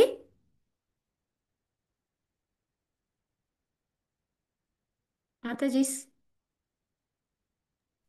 వాళ్ళకి గౌరవించి వాళ్ళ దగ్గర నుంచి మనకు కావాల్సినటువంటి నేర్చుకోవాలి, సేవ చేయాలి, నేర్చుకోవాలి. సమానంగా ఉన్న వాళ్ళని కలిస్తే ఫ్రెండ్షిప్ చేయాలి. ఫ్రెండ్షిప్, ప్రేమించాలి. ఓకే. మూడోది మనకన్నా తక్కువ వాళ్ళని చూస్తే హెల్ప్ చేయాలి మాతాజీ. చేయూత. దయ చూపెట్టాలి, ఎస్, దయ వాళ్ళకి చూపెట్టాలి. దయ చూపించి చేయూతనివ్వాలి. ఎస్, గుర్తుపెట్టుకోండి, అండర్లైన్. ఇక్కడి నుంచి ఇప్పటి వరకు మనకి 34 శ్లోకాల వరకు కూడా నారదుల వారు చెప్పేశారు. అయిపోయింది, నేను చెప్పాల్సిందంతా చెప్పాను. ఈ బాల్యం ఏంటి ఇదంతా కూడాను అయినా నువ్వు ఈ గౌరవాలు, సుఖాలు, దుఃఖాలు వీటన్నిటికీ కూడా నువ్వు దేనికి కూడా పట్టించుకోవద్దు. ఇవన్నీ నీకు చాలా 5 ఏళ్ల పిల్లవాడివి నువ్వు. ఇవి కూడా ఓని ఒక నీకు అర్థం చేసుకునే స్థితి ఉంది అంటే ఇవి దేనికి వస్తాయి అంటే మన యొక్క కర్మ యొక్క ఫలితాలు అని చెప్పారనమాట. ఆ తర్వాత ఏం చెప్పారు, ఇది మీ మదర్ చెప్పింది నేను లేదు దీనికే వెళ్తాను అని అంటావా, ఇది చాలా కష్టమైన పని. ఎంత కష్టము అంటే ఎంతో మంది ఋషులు కూడా దీనికి ఎన్నో జన్మలు తపస్సు చేసినప్పటికీ కూడా వాళ్ళు భగవతానుభూతి అనేది పొందలేదు. సో అందుకొని నువ్వు చక్కగా ఈ బాల్యం అనేది దేనికి అంటే ఆడుకోవడానికి వెళ్ళి ఆడుకో. ఓకే మీ అమ్మ దగ్గరికి వెళ్ళలేవా, సురుచి దగ్గరికి వెళ్ళాలని లేదా, మీ అమ్మ దగ్గరికి వెళ్ళు, ఇంకొంచెం ఎదిగిన తర్వాత భగవంతుడి కరుణతోటి నువ్వు మళ్ళీ ఈ తపస్సు చేయడానికి వద్దు కానీ అని చెప్పేసి, ఇంకా భగవంతుడు ఏది ఇచ్చాడో దాంతో సంతృప్తి చెందు. ఇంకా ఈ 3 రకాల మనుషులు వస్తారు, వాళ్ళతో ఏంటంటే నువ్వేం చేయాలి అనేది చెప్పి ఆయన ఇంటికి వెళ్ళమని చెప్పాడనమాట. ఇప్పుడు ఏం చెప్పిన దానికి ధ్రువుడు ఏం ఆన్సర్ ఇచ్చాడు అనేది మనకి 35 నుంచి మనకి 38 శ్లోకాల వరకు కూడా ఆయన ఉంటుంది అనమాట. తర్వాత 39 నుంచి మళ్ళీ నారదుల వారు చెప్తారు. సో అది ఇవాళ చూద్దాం, కొన్ని శ్లోకాలు చూద్దాం. ధ్రువ ఉవాచ్. ఇప్పుడు మనకి ఎవరైనా ఇట్లా చెప్పారనుకోండి, మాతాజీ మీరు భక్తి చేస్తున్నారు, ఇది టైం కాదు, ఇంక వెళ్ళిపోండి అని చెప్పారనుకోండి, ఏం చేస్తాం మనం? కోపం పడతాం మాతాజీ, ఏంటి ఇలా చెప్తున్నారు అని. అవునా? ఏంటి ఇలా చెప్తున్నారు కానీ ఇప్పుడు అర్థమయ్యి ఇందులోకి వచ్చాక ఓహో మన కోసమే చెప్తున్నారని తెలుస్తుంది. అది కాదు మాతాజీ, నేనేమంటున్నాను, ఓకే ఇప్పుడు చూడండి మాతాజీ, రోజు ఈ లెక్చర్ 2 నుంచి 3:30, 4 వరకు ఈ మాతాజీ వాళ్ళిద్దరూ దంచుతున్నారు. రోజు ఏం పోతాం, ఒక రోజు పోకపోతే ఏం పోతుందిలే, ఏం పర్లేదు రండి వాళ్ళ పార్టీకి వెళ్దాము అని ఫ్రెండ్స్ పిలిచారనుకోండి, ఏమనిపిస్తుంది మనకి? మనసు నచ్చదు మాతాజీ. లేదు మాతాజీ, అంత చిన్నగా ఉన్నప్పుడైతే క్లాస్లో మాతాజీ మీ క్లాస్ వెళ్ళం. వదిలిపెట్టి వెళ్ళాలనిపించదు. వెళ్ళం. వెళ్ళం అంత మాతాజీ. చిన్నగా ఉన్నప్పుడైతే ఓకే భయం సరే, ఇది మీకు నచ్చింది కాబట్టి వదిలేయండి. రోజు పొద్దున్నే లేచి మంగళారతి చేయాలి 4 గంటలకి. రోజు చేయకపోతే, ఒక రోజు చేయకపోతే దేవుడు ఏమనడులే. ఏమనిపిస్తుంది? బాగా మనసు చేస్తున్నారు. అది కూడా మనసు మాయ ఒప్పుకుంది మాతాజీ, మాతాజీ. అలవాటు పడిపోయింది కాబట్టి. అందరూ ఉత్తమ భక్తులు మాతాజీ, నేను మీకు ఏం చెప్పాలో నాకే తెలియట్లేదు, ఎన్ని ఎగ్జాంపుల్స్ ఇచ్చినా. ఓకే యాక్చువల్గా మాతాజీ ఇప్పుడు మంగళారతి కనిపిస్తుంది మాతాజీ, బద్ధకం బాగా ఉంటుంది నాకైతే. యా అట్లా ఏదో ఒక విషయంలో మాతాజీ ఏం పర్లేదు, ఇదే వయసు మీక, ఇప్పుడు నుంచే ఆనియన్ గార్లిక్లు తినకుండా మానేయడం ఏంటి, అవి ఎంతో ఉల్లి చేసిన వీళ్ళు తల్లి కూడా చేయదు, ఇలా ఎవరన్నా చెప్తారు మనకి. చెప్పిన ఓకే, ఇప్పుడైతే నారదుల వారు చెప్తారు ఇప్పటికి, మనకెవరు చెప్తారు మాతాజీ అప్పుడు ఇవన్నీ? భయపడి వెనక్కి తగ్గిపోతాం మాతాజీ, ఎందుకు అనవసరంగా ఇవన్నీ. మన ఇంట్లో వాళ్ళే మాతాజీ వండుకునే దగ్గరే ఏంటి అది తింటున్నారు ఇది అంటావు అది అంటావు అని అంటారు మాతాజీ. అయ్యా మీరు పెడితే పెట్టండి లేకపోతే లేదు మాత్రం నేను మాత్రం చేయను, మరి నేను ఏదో కావాలంటే మజ్జిగ అన్నం తినేస్తాను అంటాను మాతాజీ. ఓకే, వెరీ గుడ్ అది మా. ఇప్పుడు తెలుస్తుంది కానీ ఇందులోకి రాకముందు తెలియదు కదా. అవును, ఆ యాక్చువల్గా అప్పుడు తెలియలేదు మాతాజీ, ఇప్పుడు అవును. తెలుసుకోండి. ఇంకోటి ఏంటి ధ్రువుడి అంటే విషయంలో మాతాజీ, చూస్తే ధ్రువుడి విషయంలో చూస్తే అంత చిన్నపిల్లలప్పుడైతే భయపడి వెనక్కి తిరిగి వచ్చేస్తాం మాతాజీ. అవును, వెనక్కి తిరిగి వస్తాం. యాక్చువల్గా మనకి ఎవరో చెప్పక్కర్లేదు మాతాజీ, మనలో మనకి జరుగుతుంటుంది ఇది. ఎవరు చెప్తారు మనకి ఇవన్నీ? నిజంగా ఒక నారదుల వారు వచ్చి చెప్పాల్సిన పని లేదు మనకి. అంతరాత్మ అంతరాత్మ చెప్తుంది మనకు, ఆత్మ ప్రబోధం జరుగుతుంది. ఆ? అవునా?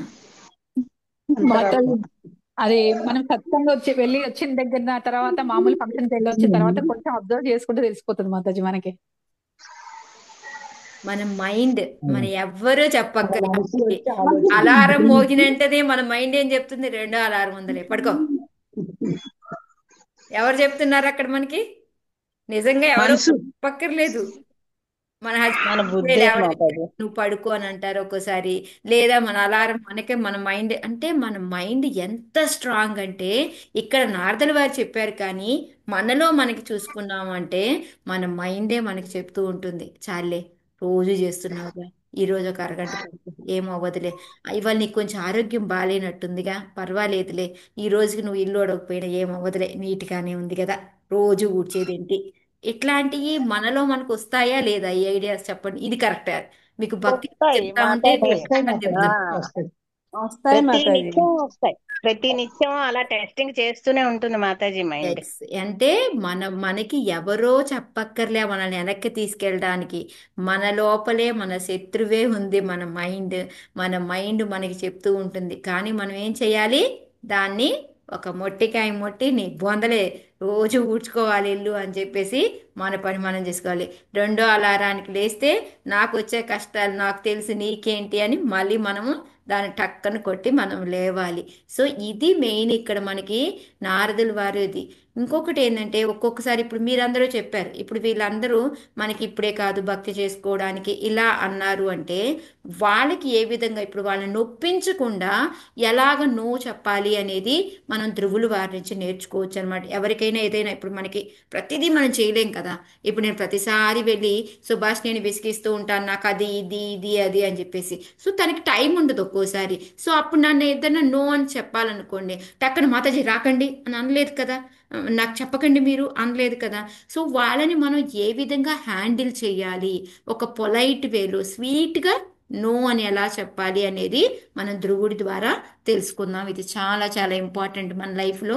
ఓకే. ధ్రువ ఉవాచ సోయం శమో భాగవత సుఖ దుఃఖాహతాత్మనాం దర్శిత కృపయా పుంసాం దుర్ దుర్దర్శోస్మాద్విధైస్తు యః. మాతాజీ చదవనా? హరే మనం కృష్ణ. నాగుల మాతాజీ హరే మాతాజీ చదవండి. హరే. ధ్రువ ఉవాచ సోయం శమో భగవత సుఖ దుఃఖ హతాత్మనాం దర్శిత కృపయా పుంసాం దుర్దర్శోస్మద్విద్వైస్తు యః యః యః. ధ్రువుడు ఇట్లు పలికెను, ఓ నారదముని, సుఖ దుఃఖములనడి భౌతిక స్థితులచే హృదయము కల చెందిన వానికి మనశ్శాంతి కొరకు మీరు వివరించినదంతయు నిక్కముగా చక్కని ఉపదేశం కాగలదు. కాని నేను అజ్ఞానము చే కప్పబడినట్టి వాడను. ఈ విధమైన తత్వము నా హృదయమును తాకబోదు. హరే కృష్ణ. హరే కృష్ణ. సో ధ్రువ మహారాజ్ ఏం చెప్పాడు? కరెక్ట్. నారదముని నువ్వేం చెప్పావో కరెక్ట్. కాకపోతే ఏంటి ఇవన్నీ, ఎప్పుడైతే ఈ సుఖ దుఃఖాలు వస్తాయో ఇవన్నీ కూడా మన హృదయానికి ఎటువంటి కలత లేకుండా మనశ్శాంతిగా ఉన్న వాళ్ళకి నువ్వు చెప్పింది చాలా ఉపయోగపడుతుంది. ఓకే. అది అంటే మనకేంటంటే ఎవరికైనా మనం ప్రీచింగ్ చేసేటప్పుడు మనం సందర్భాన్ని ఇవన్నీ చూసుకొని చెప్పాలి అనేది కూడా మనం ఒకటి తెలుసుకోవాలన్నమాట. సో అందుకని ఇక్కడ అతను ఏం చెప్తున్నాడు? పొగుడుతున్నాడు. అవును, నువ్వు చెప్పింది చాలా కరెక్ట్, నువ్వంతా బాగా చెప్పావు. కాకపోతే ఇది నాకు కాదు, ఎందుకంటే నేను అజ్ఞానంతో ఉన్నాను. నా అజ్ఞానం వల్ల ఏమవుతుంది అంటే నాకు ఈ తత్వం అనేది నా లోపలికి దూరట్లేదు, నా హృదయంలోకి వెళ్ళట్లేదు.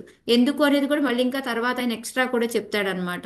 సో ఇక్కడ ఏం చెప్తున్నాడు, నువ్వు చెప్పింది కరెక్ట్. అంటే మనం ఇప్పుడు ఎవరైనా పెద్దవాళ్ళు చెప్పింది మనం వినలేకపోయామనుకో, మీరు చెప్పింది చాలా కరెక్ట్ అండి, నేను మూడుని నేను చేయలేకపోతున్నా అనేది, నేను వినలేకపోతున్నా, నాకు అర్థం కావట్లేదు అని మళ్ళీ వాళ్ళని అడిగి చెప్పించుకోవాలన్నమాట.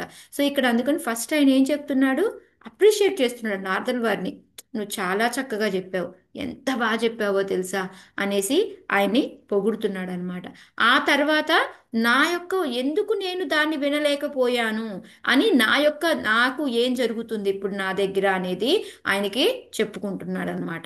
సేమ్ అదే మనం కూడా చేయాల్సింది ఏంటంటే, ఎవరికైనా డైరెక్ట్గా నో కాకుండా, అవునండి మీరు చాలా బాగా చెప్పారు, కాకపోతే నా పరిస్థితి ఇలా ఉందండి, నేను చెయ్యలేనండి అనేసి మనము సున్నితంగా చెప్పాలి. కానీ టక టక టక అనేసి వాళ్ళకి గుద్దేలాగా మనం చేయను పో, నేను రాను పో, ఇలాగా మనం అనకూడదు అనమాట. అవి చాలా బాధ పెడతాయి అన్నమాట వాళ్ళని. సో అందుకని ఇక్కడ ప్రపాదుల వారు ఇక్కడ చాలా పర్పోర్ట్ పెద్దది ఉంటుంది ఇక్కడ. సో ఇక్కడ ఏంటంటే ఫస్ట్ పారాగ్రాఫ్లో ఏంటంటే మనకి చెప్తున్నారు, ఏదైనా సరే మనం ఏ పనైనా అంటే ఈ భగవంతుడి యొక్క భక్తి చెయ్యడానికి ఒక ఏ అంటే ఏంటంటే ఓన్లీ ఆధ్యాత్మికమైన కోరికే ఉండాలి అట్లా అని ఏమీ లేదు. మనం ఏ కోరిక కోసమైనా సరే మనం భగవంతుడిని వెళ్ళొచ్చు అనేది ఫస్ట్ పారాగ్రాఫ్లో చెప్తున్నాడు. అకామ అంటే ఏంటంటే కోరిక. అకామ సర్వకామోవ మోక్షకామో ఉదారతి తీవ్రేణ భక్తి యోగేన యజేత పురుషం పద. సో ఈ శ్లోకాన్ని ఇక్కడ చెప్తున్నారు. మనం ఏంటంటే ఆధ్యాత్మికమైన కోరిక, భౌతికమైన కోరిక, రెండు రకాల కోరికలు ఉంటాయి. ఏ కోరికైనా పర్వాలేదు, నువ్వు భక్తితోనే ముందుకు వెళ్ళు, దానికైనా సరే అనేది చెప్తున్నారనమాట.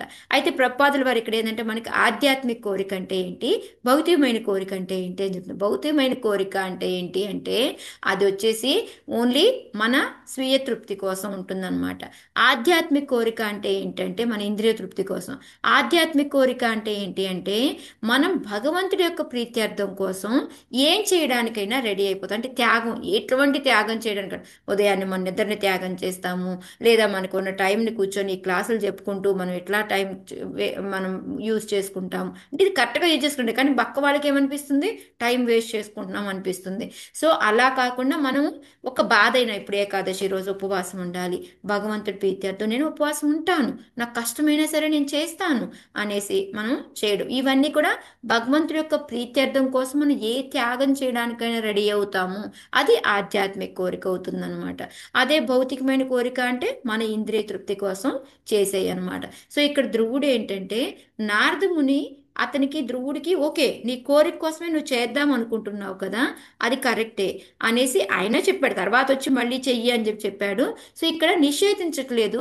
ఇంకా ధ్రువుడికి ఏంటంటే నేను ఈ కోరిక కోసమే, నా భౌతికమైన కోరిక కోసమే నేను భక్తి చేస్తాను, తపస్సు చేస్తాను అని చెప్పేసి చెప్తూ ఉన్నారనమాట. సో ఇందులో ప్రపాదుల వారు ఏం చెప్తున్నారు, ధ్రువ చరిత్ర నుంచి మనం నేర్చుకునేది ఏంటి అంటే అది భౌతికమైన ఆధ్యాత్మిక కోరికైనా మనము భగవంతుడిని ప్రే చేసుకోవచ్చు అనేది ఇక్కడ చెప్తున్నారు. కాకపోతే మనకి తర్వాత తర్వాత ఏమవుతుంది, మనం మారిపోతూ ఉంటాం అనమాట. ఫస్ట్ ఒకటి రెండు సార్లు అడిగినప్పటికీ మనం ఎప్పుడైతే భక్తిలో ముందుకెళ్తూ ఉంటామో, ఎలా అయితే ధ్రువ మహారాజు భగవంతుడు ప్రత్యక్షమైన తర్వాత చీ నేను ఈ గాజు పెంకు కోసం వచ్చానా, వజ్రం నా ముందుంటే అని అన్నారు కదా, ఆ విధంగా మనం కూడా ఇంప్రూవ్ అవుతాం అనమాట. ఓకే, రెండో పారాగ్రాఫ్లో ఏం చెప్తున్నారు అంటే మనకి భౌతిక జగత్తులో మనము ఈ ద్వంద్వాలు అనేవి మన మీద బ్రహ్మభూత ప్రసన్నాత్మ నశోచతి నా కాంక్షతి, మనం ఎవ్వరిమీ కూడా ఏంటి అంటే ఈ ద్వంద్వాలు మానాపమానాలు కానీ, ఓడిపోవడం గెలవడం కానీ, మంచి చెడు కానీ, లేకపోతే సుఖ దుఃఖాలు కానీ ఏ వచ్చినా కూడా మనం వాటి గురించి నిజంగా ఆధ్యాత్మికంగా పెరిగిన వాళ్ళు ఎవరూ పట్టించుకోరు అనమాట. అందుకని ఇక్కడ ఈ సుఖదుఖాల ప్రభావం ఏదైతే ఉందో దానికి అతీతుడిని కానని ధ్రువుడు ఖచ్చితంగా చెప్తున్నాడు. ఓకే, ఆధ్యాత్మికంగా ముందుకెళ్ళిన వాళ్ళకైతే ఓకే, కానీ నాలాంటి వాళ్ళకి ప్రస్తుతం ఒక కోరికతో ఉన్నాను, అదిగా కసిగా ఉన్నాను. ఎవరి మీద కసిగా ఉన్నాడు, తల్లి మీద మాతాజీ, తల్లి మీద, ఆ కొడుకు మీద, తమ్ముడి మీద, తండ్రి మీద అందరి మీద కోపంగానే ఉన్నాడు. సో అందుకొని ఏంటంటే నేను మాత్రం ఆ భౌతిక కోరిక కోసమే నేను వెళ్తున్నాను. అందుకొని ఏంటంటే నేను నీది నాకు ఎక్కటం లేదు. ఇప్పుడు నేను ఆ కోరిక తీర్చుకోవడం కోసమైనా సరే భగవంతుణ్ణి ప్రార్థించడానికి వెళ్తున్నాను అని. సో ఎందుకని ఇక్కడ రాష్ట్ర ప్రపాదుల వారిని పరమ కరుణామయుడుగా దేవదేవుడు ఎల్లరి కోరికలను పూర్ణము గావించగలడు. మనకి ఏది ఉంటే ఆ కోరికని నెరవేరుస్తాడు. కాకపోతే కొంచెం మనం చూడండి, భక్తిలో మనం స్టార్టింగ్లో వెళ్ళినప్పుడు మనకి ఎట్లా ఉంటుంది, మనం ఏదైతే అది అయినట్టు ఉంటుందా లేదా ఫస్ట్ స్టార్టింగ్లో? హరే కృష్ణ మాతాజీ. అవుతుంది మాతాజీ, ఎప్పుడు ఫస్ట్ అవుతుంది. లో మాతాజీ మీకు ఇప్పుడు తర్వాత తర్వాత అనిపిస్తుంది, కానీ అప్పుడు ఏంటంటే భక్తుడు ఆ కోరిక భగవంతుడు ఆ కోరిక తీర్చకపోయినా మనకి ఏమనిపిస్తుంది, ఓకే మనకి జ్ఞానం అనేది కొంచెం వస్తుంది. కానీ ఫస్ట్ లో ఏంటంటే మనకి అట్రాక్ట్ అవ్వడానికి మనకి కొంచెం ఏంటంటే కోరికలు కూడా గబగబా తీరుతున్నట్టు అట్లా అనిపిస్తుంది అనమాట. ఎందుకు అంటే భగవంతుడు మనకి అందరి యొక్క కోరికల్ని తీరుస్తాడు. అందుకే పరమ కరుణామయుడుగా దేవదేవుడు ఎల్లరి కోరికలను పూర్ణము కావించగలడు. మానవుడు పలు భౌతిక కోరికలను కలిగి ఉన్నను దేవదేవుని అర్చనం నుండి నిషేధింపబడలేదని మనం ఈ ధ్రువుడి కథ ద్వారా మనం స్పష్టంగా తెలుస్తుంది అనమాట. సో అందుకని మనం అది ఆ కోరిక అయినా కోరిక కాకపోయినా కంపల్సరీ వెళ్దాము అని చెప్పేసి చెప్తూ ఉన్నారనమాట. ఓకే, 36 చెప్పేసి ఈ రోజుకి నేను ఆపేతాను. అతాపి మే వినీతస్య క్షాత్రాం ఘోరముపేయుషః సురుచ్య దుర్వచో బాణైర్న భిన్నే శ్రయతే హృది. హరే కృష్ణ మాతాజీ, నేను చదువుతాను.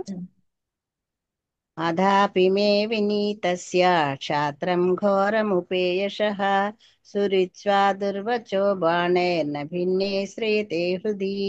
శీల ప్రభుపాద. హే ప్రభు, నేను మీ ఉపదేశములను అంగీకరించనంతటి సిగ్గుమాలిన వాడనైతిని, కానీ అది నా దోషము కాదు. నేను క్షత్రియ కులమున జన్మించుటే దానికి కారణము.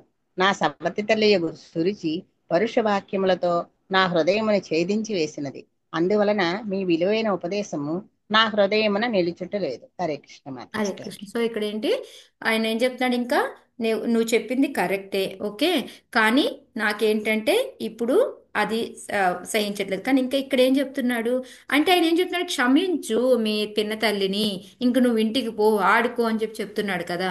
సో దానికేం చెప్తున్నాడు అంటే మీ ఉపదేశాలు నాలాంటి అంగీకరించినంత సిగ్గుమాలిన పడితే నేను నిన్నలేకపోతున్నాను అని ఆయన తిట్టుకుంటున్నాడు అనమాట. నాకే నచ్చట్లేదు, మీరు మంచి మంచి మంచి చెప్పారు పదాలన్నీ కూడా, మీరు చెప్పింది ఒక్కటి కూడా కొట్టేయడానికి లేదు, అన్నీ కరెక్టే. కానీ ఏంటంటే నేను అది వినే స్టేజ్లో లేను, అది అంగీకరించే స్టేజ్లో నేను లేను. ఎందుకు అంటే అది మళ్ళీ ఒక నా తప్పు అనుకుంటున్నాను అంటే ఎంత కల్చర్డ్గా పెరిగాడు అనేది ఈయన మాటలను బట్టి తెలుస్తుంది చూడండి. అది నా దోషం కాదు, ఎందుకంటే క్షత్రియ కులంలో జన్మించడమే దానికి కారణం. మనం క్షత్రియ గుణాలు తెలుసుకున్నాము, వాళ్ళకి ఎంతసేపటికి ఎలా ఉంటారు, ఏ విధంగా వాళ్ళకి ఆ కసి ఇవన్నీ కూడా చాలా ఎక్కువ ఉంటాయి అనమాట. అవి లేకపోతే ఫైటింగ్ చేయలేరు కదా, వాళ్ళకి ఆ పౌరుషం అనేది అవన్నీ కూడా ఎక్కువ ఉంటుంది. ఒక ఓడిపోవడం అనేది తట్టుకోలేరు, ఇవన్నీ ఉంటాయి. సో అందుకని నేను క్షత్రియ కులంలో పుట్టాను కాబట్టి నాకు ఆ లక్షణాలు ఉన్నాయి కాబట్టి నాకేంటంటే నా హృదయం అంతా కూడా పగిలిపోయింది. ఇప్పుడు ఎవరైతే నా పిన్న తల్లి ఉందో సవతి తల్లి, ఆమె మాట్లాడిన మాటలతోటి చాలా బాధగా ఉందన్నమాట. సో అందుకని మీ విలువైన ఉపదేశం ఏంటి వెళ్ళట్లేదు. మనం చూడండి, ఆల్రెడీ ఒక గ్లాసు నిండా నీళ్లు పోసి ఉంచామనుకోండి, దాంట్లో ఇంకా నీళ్లు పోస్తే వెళ్తాయా, పడతాయా? దాంట్లో పట్టవు కదా, దాన్ని ఖాళీ చేస్తేనే పడతాయి. మన హృదయం నిండా కామ క్రోధ లోభ మోద మహత్సల్యాలు ఉన్నాయనుకోండి, వెళ్ళి భగవంతుడిని కూర్చోబెడదాము అంటే చాలా కష్టం. మనం కొంచెమన్నా ఖాళీ చెయ్యండి, వచ్చి భగవంతుడిని ఎలా కూర్చోబెట్టగలుగుతాము? సేమ్ అదే విధంగా ఇక్కడ ఏంటంటే దాంతో నిండిపోయింది కాబట్టి నాకు నువ్వు చెప్పే ఉపదేశాలు ఏవి కూడా నాకు లోపలికి వెళ్ళట్లేదు. ఒకవేళ క్షమించడం అంటావా, క్షమించే గుణం అసలు నాది కానే కాదు. క్షత్రియుల్లో క్షమించే గుణం ఎవరిది? ఎవరికి? బ్రాహ్మణులది మాతాజీ. బ్రాహ్మణులు. బ్రాహ్మణులది క్షమించే మాతాజీ. గుణం ఎవరికి అంటే బ్రాహ్మణులకు ఉంటుంది అనమాట. క్షమ శౌచం ఇవన్నీ కూడా వాళ్ళ లక్షణాలు అనమాట. సో ఇక్కడ ప్రపాదుల వారు చూడండి, హృదయము లేదా మనస్సు అనేది మట్టి కుండ వంటిది. ఒక్కసారి మనం దాన్ని పగలగొట్టాము అంటే దాన్ని మళ్ళీ మనం బాగు చేయడం అనేది కుదరనే కుదరదు. సో మన హృదయం ఈ మనస్సు ఎలాంటిదంటే మట్టి కుండ లాంటిది. సో నా మట్టి కుండ ఆల్రెడీ పగిలిపోయింది. సో దాంట్లో ప్లేసే లేదు నువ్వు పెట్టే ఉపదేశాలు వెళ్ళడానికి అని చెప్పేసి చెప్తున్నారు. సో దీన్ని బట్టి మనం అర్థం చేసుకోవాల్సింది ఏంటంటే, ఒకళ్ళతో మనం మాట్లాడేటప్పుడు చాలా ఆచితూచి మాట్లాడాలి. ఒక్కొక్కసారి మనకు తెలియకుండానే మనం అనుకుంటాం, నేను ఓకే సేవలో ఉన్నాను, కొంచెం గట్టిగా మాట్లాడితే ఏంటి, పర్వాలేదు అని అనుకోకూడదు. ఎందుకంటే మనం ఎప్పుడు కూడా ఇంకొకరిని బాధ పెట్టేలాగా ఉండకూడదు అనమాట. సో అందుకని మనం ఎప్పుడు చాలా చాలా మాట్లాడేటప్పుడు ఆలోచించి మరీ మనం మాట్లాడాలన్నమాట. ఆ ఉద్వేగకరం వాక్యం ఉంది కదా, ఆ శ్లోకాన్ని గుర్తు తెచ్చుకొని ఆలోచించి, ఒకవేళ మనం చెప్పాలనుకున్నదైనా నో అయినా ఏ విధంగా చెప్పాలి అనేది మన ధ్రువ మహారాజ్ ద్వారా వాళ్ళని పొగుడుతూ నేను ఎందుకు చేయలేకపోతున్నాను అనేది కూడా మనం ఎక్స్ప్లెయిన్ చెయ్యాలన్నమాట వాళ్ళకి. సో అది ఇక్కడ మరి ఫస్ట్ పారాగ్రాఫ్లో మనకి అదే చెప్తున్నారు. సో అందువల్ల ఏంటంటే, నాకు ఇప్పుడు ప్రస్తుతానికి నాకు వాళ్ళ మీద రివెంజ్ తీర్చుకోవడము అంతకు మించి నాకు ఇంకోటి ఏమీ కనిపించట్లేదు. ఇంకోటి ఏంటి అంటే, ఆ తల్లి ఎప్పుడైతే నా ఒడిలో కూర్చోడానికి అర్హత లేదు అనిందో, ఆ తండ్రి ఒడిలో కూర్చోడానికి అర్హత లేదు అందో, అంటే నేను రాజును కూడా కాలేను అని చెప్తుంది. సో అందుకొని నాకు ఇప్పుడు గట్టి కోరిక ఏంటంటే, అది యాక్చువల్గా తర్వాత కూడా చెప్తారు, ఇక్కడ ప్రపాదుల వారు ముందే చెప్తున్నారు కానీ మనకి తర్వాత ధ్రువ మహారాజ్ కూడా డైరెక్ట్గా చెప్తారు. నాకేంటి అంటే, బ్రహ్మదేవుడి కన్నా కూడా అత్యధికంగా ఇంకా పెద్ద రాజు అవ్వాలి, పెద్ద లోకానికి అవ్వాలి అని నేను ఆ కోరిక పెట్టుకున్నాను. అందుకని నువ్వు చెప్పినట్టుగా నేను వెనక్కి వెళ్ళను అనేసి ఖచ్చితంగా ఇక్కడ చెప్తున్నాడు అని ప్రపాదుల వారు చెప్తున్నారు. రెండో పారాగ్రాఫ్లో ఏంటంటే, మనకి ఒక్కొక్కరికి బ్రాహ్మణ, క్షత్రియ, వైశ్య, శూద్ర వాళ్ళందరికీ కూడా ఒక్కొక్కరికి ఒక్కో లక్షణాలు ఉంటాయి. సో అవన్నీ ఏంటంటే ఆ లక్షణాల ప్రకారం చేస్తారు. నాది క్షత్రియ గుణము, నేను బ్రాహ్మణ గుణం దానికి సరిపోను, కాబట్టి నీ చెప్పేవన్నీ కూడా బ్రాహ్మణ కులానికి చెందినవి. నాకు అంత నమ్రత లేదు, అంత నాకు క్షమాగుణం కూడా నా దగ్గర లేదు. అందుకొని నువ్వు చెప్పిన దాన్ని నేను వినను, నేను వెనక్కి వెళ్ళను అనేసి చెప్తూ ఉన్నారనమాట. నెక్స్ట్ మూడో పారాగ్రాఫ్లో ఏంటి అంటే, మెయిన్గా మనకి ఇక్కడ చెప్తుంది మూడో దాంట్లో, మనకి ఈ బాల్యం అనే దాన్ని మనము మంచిగా తీర్చిదిద్దాలన్నమాట. అది బాధ్యత. ఇందాక మనకు తల్లిదండ్రులు అనుకున్నాము, లేకపోతే గురువుది అనుకున్నాము. సో వాళ్ళకి ఏ లక్షణాలు ఉన్నాయో చూసి ఆ విధంగా వాళ్ళకి శిక్షణ అనేది మనం ఇవ్వాలన్నమాట. అంటే ఎట్లాంటి, ఇప్పుడు ప్రభుత్వ గారు ఎగ్జాంపుల్ చెప్తున్నారు అనమాట. అమెరికాలో చాలా మందిని ఏంటంటే శూద్రులు వాళ్ళకి, కానీ వాళ్ళందరినీ తీసుకెళ్ళి ఏమంటారు దీంట్లో, కాపాడతారు కదా మన దేశాన్ని, సిపాయిలు, సైనికులు దాంట్లో చేర్చారు. ఎప్పుడైతే యుద్ధం మొదలైందో వాళ్ళందరూ వెనక్కి తిరిగి వచ్చేసారు. మా వల్ల కాదు, మేము చంపలేము, మేము చెయ్యలేము అనేసి వెనక్కి వచ్చారు. ఎందుకు అంటే వాళ్ళకి క్షత్రియ్యకి సంబంధించిన వాళ్ళు కాదు, వాళ్ళ శూద్రులకు సంబంధించిన వాళ్ళకి అమెరికా వాళ్ళు శిక్షణ ఇచ్చినా కూడా అది ఉపయోగపడలేదు. ఆ ఫైటింగ్ వచ్చినప్పుడు వాళ్ళందరూ వెనక్కి వచ్చేసారు అనమాట, మేము చెయ్యలేము అనేసి. అంటే అనర్హులైన వాళ్ళకి అర్హత కలిగించాలి అని చూసినప్పటికీ కూడా వాళ్ళు దానికి నిరాకరించి ఎవరు వెళ్ళలేదు, వెళ్ళిన వాళ్ళు కూడా వెనక్కి వచ్చేసారు అనమాట. అంటే దానికి ఏంటంటే, మనం ఏ లక్షణాలతో ఉన్నాయో వాళ్ళని ప్రాపర్గా చూసి వాళ్ళకి ఆ శిక్షణ ఇవ్వాలి. మీకు గుర్తుందా మహాభారతంలో ద్రోణుడు వాళ్ళందరినీ పిలిచి అందరికీ పరీక్ష పెడతాడు. అప్పుడు వీళ్ళు దీంట్లో బెస్ట్ అని తెలుసుకొని వాళ్ళకి ఆ విధమైన విద్యలు అనేది నేర్పుతాడు. ఆ విధంగా మనం కూడా చెయ్యాలి అని చెప్పేసి ఈ మూడో పారాగ్రాఫ్లో ప్రపాదుల వారు మనకి చెప్తూ ఉన్నారనమాట. లేకపోతే ఏమవుతుంది అంటే, శూద్రులకి మనకు బ్రాహ్మణ లక్షణాలు నేర్పి అక్కడ కూర్చోబెట్టామనుకోండి, వాళ్ళు చేస్తారు ఆ డ్యూటీ, బట్ కానీ లోపల ఏమవుతుంది, తృప్తి అనేది ఉంటుందా వాళ్ళకి? మనం చాలా మందిని చూస్తుంటాం మన పేరెంట్స్ దగ్గర, నేను డాక్టర్ అవుదాం అనుకున్నాను, అట్లీస్ట్ నువ్వన్నా అవరా, లేకపోతే నేను ఏదో అవుదాం అనుకున్నాను, నువ్వన్నా అవరా అంటే వాళ్ళకి ఏంటంటే వాళ్ళకి అది సూట్ అయింది కాదు, బట్ ఏంటంటే వాళ్ళు దానిలో దూరిపోతారు. అది చేస్తూ ఉన్నప్పటికీ కూడా వాళ్ళకి ఆ తృప్తి అనేది ఉండదన్నమాట. ఇది ఈ పారాగ్రాఫ్లో చెప్తూ ఉన్నారు. సో నాలుగో పారాగ్రాఫ్లో మనకి ఏంటి అంటే, ఈ మనము ఈ అమెరికా వాళ్ళందరూ కూడాను వాళ్ళ లక్షణాలకు కాకుండా వేరే నేర్పి వాళ్ళని అలా చేయడం బట్టి వాళ్ళు ఏమవుతున్నారు, హిప్పీలు అవుతున్నారు అని చెప్పేసి. అమెరికాలో ఎందుకు వాళ్ళందరూ హిప్పీలు అయ్యారు అంటే, ఇక్కడ ఇంకోటి ఏం చెప్తున్నారు అంటే, బ్రాహ్మణ లక్షణాలని మనం నేర్పచ్చు అందరికీ కూడా. అంటే ఆ లక్షణాలు వస్తాయి అని చెప్పట్లేదు, బట్ ఆ యోగ్యత అనేది, బ్రాహ్మణ యోగ్యత అనేది తీసుకురావచ్చు. ఎట్లాగూ అంటే ఈ భాగవత ధర్మం ఏదైతే ఉందో దాన్ని మనం అందరికీ చెప్పేసి ఆ బ్రాహ్మణ లక్షణాలని కొంచెం కొంచెం మనం వాళ్ళకి తీసుకురావచ్చు అనేది ఇక్కడ మనకి నెక్స్ట్. ఎలా అయితే అక్కడ హిప్పీలందరినీ ప్రపాదులు వారు ఏ విధంగా మార్చారు, వెళ్ళి ఈ చాంటింగ్ చేయడం కానీ, భక్తి గురించి కానీ ఇవన్నీ చేయడం మూలంగా ఏమైంది, వాళ్ళు ఇప్పుడు అందరూ కూడాను భక్తులుగా మారారు. వాళ్ళే బ్రాహ్మణ్స్ కన్నా కూడా ఎక్కువ వైష్ణవుల కింద మారిపోయారనమాట. సో అది ఇక్కడ ప్రభుపాదులు వారు చెప్తూ ఉన్నారు. ఇంకా ఇప్పుడు ప్రస్తుతం ఏంటి అంటే యాక్చువల్గా మనందరికీ తెలుసు, బ్రాహ్మణులు అంటే తల అని, భుజాలు వచ్చేసి క్షత్రియులు అని, పొట్ట వచ్చేసి వైశ్యం అని, కాళ్ళు వచ్చేసి మనకి శూద్రులు అని. అయితే ఇప్పుడు ప్రస్తుత కాలంలో ఎవరు బ్రాహ్మణులు అనేవాళ్ళు లేరు, క్షత్రియులు అనేవాళ్ళు, అసలు క్షత్రియులు అనేవాళ్ళు లేరు. ఉంది ఎవరయ్యా అంటే ఓన్లీ వైశ్యులు శూద్రులు మాత్రమే ఉన్నారు అని చెప్పేసి ప్రభుపాదులు వారు చెప్తున్నారు అనమాట.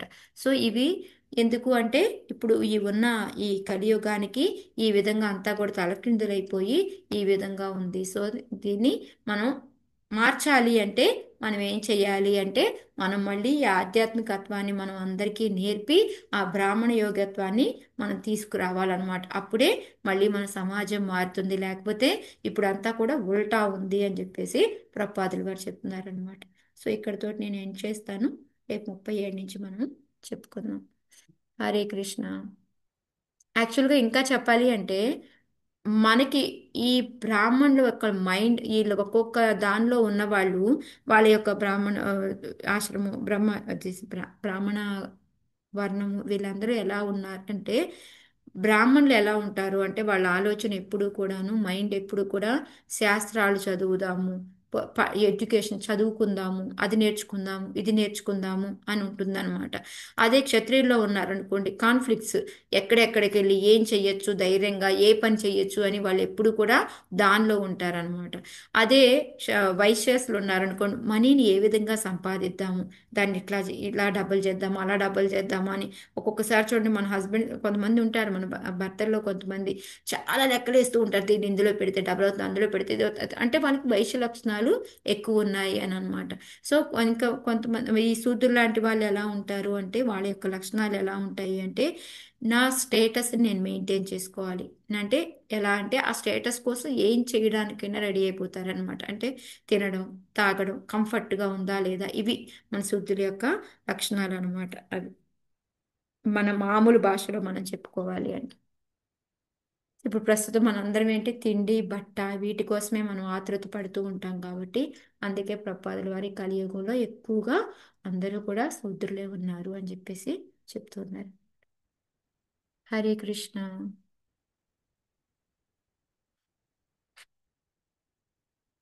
హరే కృష్ణ.